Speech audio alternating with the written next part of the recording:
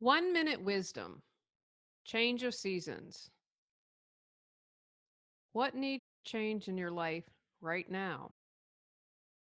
What's not working? Maybe no longer fits who you are or who you choose to be. What are you holding on to that you can release? What would you like to add to your life? Is there something you choose to explore but have hesitated? Maybe if you've been outgoing a lot this summer, you need to cocoon a little bit. Perhaps people you've been spending time with need to get rotated around. Maybe you need to change something in your work. With the changing of the season, what's in need of a shakeup?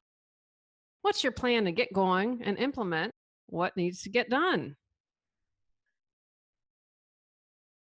As we start to end summer and begin to roll into fall, now's a really good time to evaluate what one step can you take right now to change.